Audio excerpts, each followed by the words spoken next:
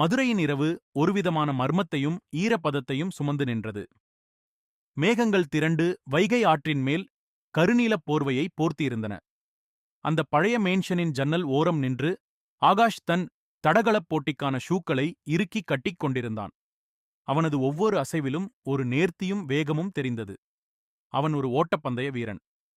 அவனுக்குத் தெரிந்ததெல்லாம் இலக்கை நோக்கி ஓடுவது மட்டுமே. நாளை நடக்கவிருக்கும் அந்த 100 மீட்டர் பந்தயம் அவனது வாழ்க்கையின் லட்சியம்.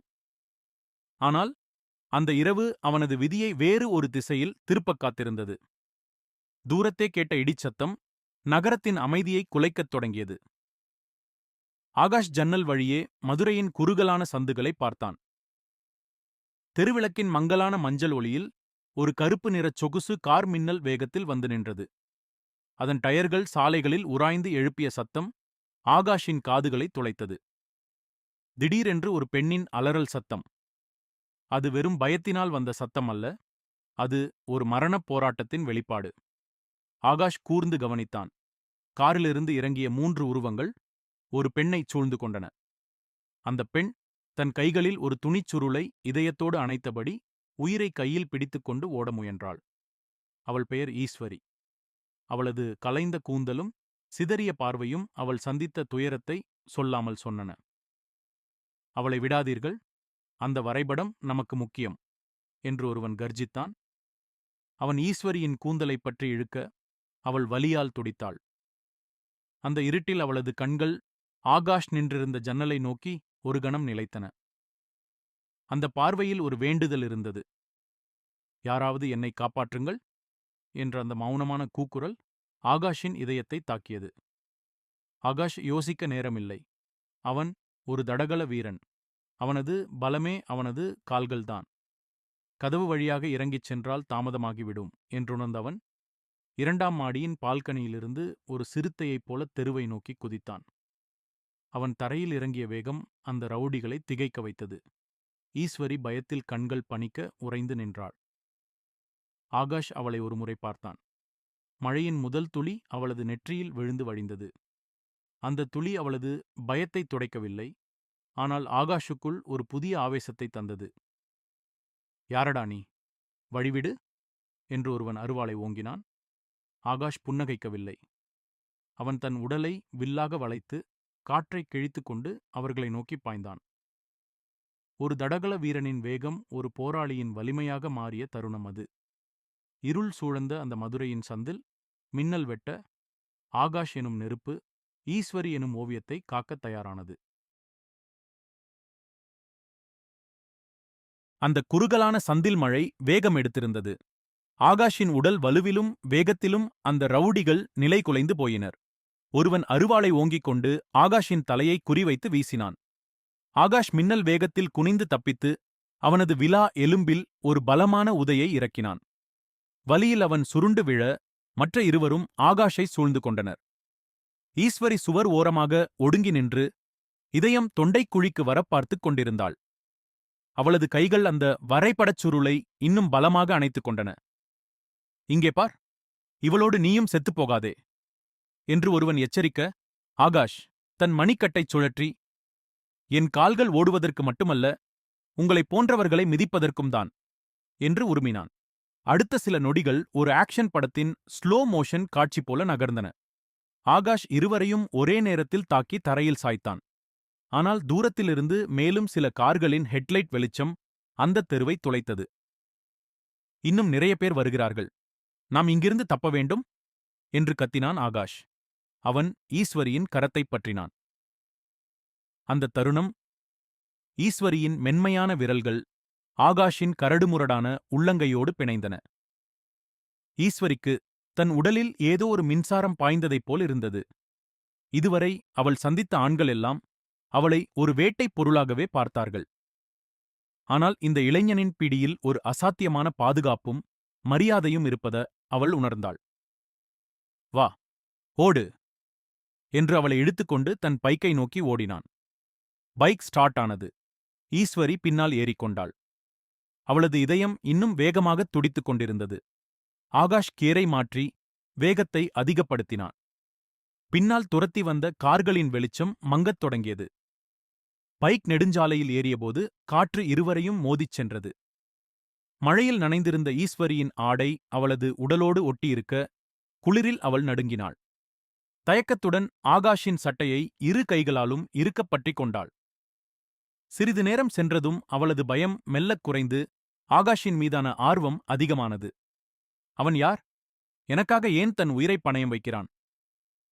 அவள் மெல்லிய குரலில், உன் உன் பெயர் என்ன என்று கேட்டாள். காற்றின் இரைச்சலில் அவள் குரல் அவனுக்குச் சரியாகக் கேட்கவில்லை. ஆகாஷ், என் பேர் ஆகாஷ் என்று அவன் சத்தமாகச் சொன்னான்.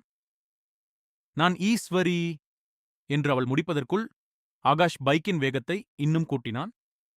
ஈஸ்வரி நிலைதடுமாறி ஆகாஷின் முதுகோடு மோதினாள். அந்த வினாடி இருவரும் ஒருவிதமான மௌனத்தில் ஆழ்ந்தனர். மழை ஓய்ந்திருந்தது. ஆனால் ஆகாஷின் சட்டையில் நனைந்திருந்த மழையின் வாசனையும் அவனது தோள்களின் உறுதியும் ஈஸ்வரிக்கு ஒரு கவிதையைப் போலத் தெரிந்தன.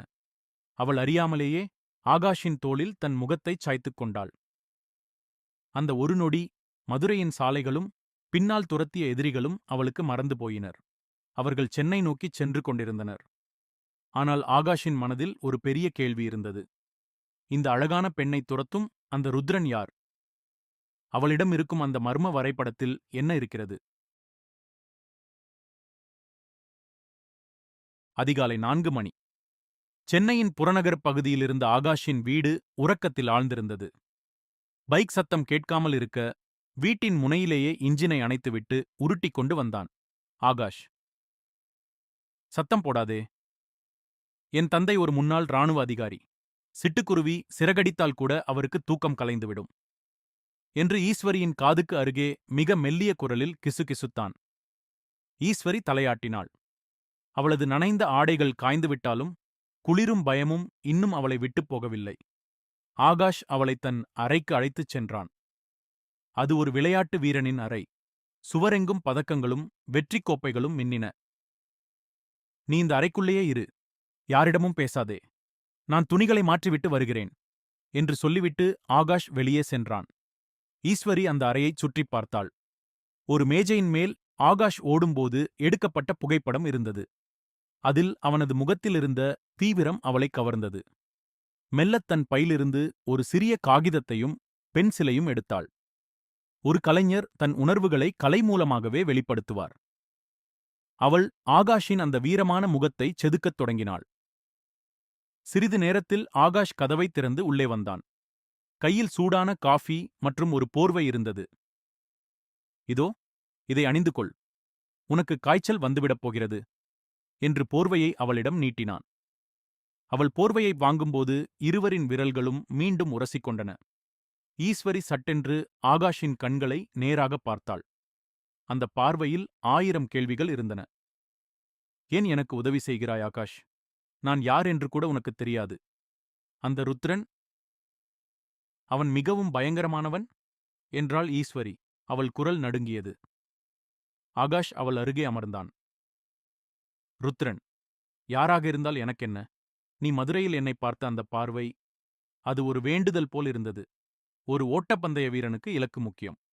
இப்போது உன்னை பாதுகாப்பதுதான் என் இலக்கு என்றான் ஆழமான குரலில். ஈஸ்வரி மெல்லப் புன்னகைத்தாள். அவள் வரைந்து கொண்டிருந்த ஓவியத்தைக் கண்ட ஆகாஷ் திகைத்துப் போனான். அதில் அவன் ஒரு தேவனாகத் தெரிந்தான். இது நானா என்று அவன் வியப்புடன் கேட்டான். ஆம், என்னை காக்க வந்த என் தேவன் என்று ஈஸ்வரி சொன்னபோது அவளது முகத்தில் ஒரு மெல்லிய வெட்கம் படர்ந்தது. திடீரென்று வெளியே கனத்த காலடிச் சத்தம் கேட்டது. ஆகாஷின் தந்தை சிவராமன் எழுந்துவிட்டார். ஆகாஷ், எழுந்துவிட்டாயா? இன்று அதிகாலை பயிற்சியில் உன்னை பார்க்கவில்லையே என்று கதவைத் தட்டினார். இருவரும் அதிர்ந்து போனார்கள். ஈஸ்வரி பயத்தில் ஆகாஷின் கையை இறுகப் பற்றிக் கொண்டாள். ஆகாஷ் அவளை தன் கட்டிலுக்குப் பின்னால் இருக்கும் மறைவிடத்தில் ஒளிந்து கொள்ளச் சொன்னான். கதவைத் திறந்து வெளியே வந்த ஆகாஷ், இல்லை அப்பா, கால் கொஞ்சம் சுளுக்கிக் கொண்டது, அதான் இன்று போகவில்லை என்று பொய் சொன்னான். சிவராமன் சந்தேகமாக அறைக்குள் பார்த்தார். ஏதோ மல்லிகைப்பூ வாசனை வருகிறதே, அறைக்குள் யாராவது இருக்கிறார்களா என்று கேட்டார். ஈஸ்வரி மூச்சை பிடித்துக்கொண்டு அமர்ந்திருந்தாள். ஆகாஷின் இதயம் மேளம் கொட்டியது. தன் தந்தைக்கும் ஈஸ்வரிக்கும் இடையே ஒரு மெல்லிய திரை மட்டுமே இருந்தது. அந்த ஆபத்தான தருணத்தில் கூட ஈஸ்வரி ஆகாஷின் சட்டையை பிடித்துக் கொண்டிருந்த அந்த தீண்டல் ஆகாஷுக்கு ஒரு விசித்திரமான இன்பத்தை தந்தது.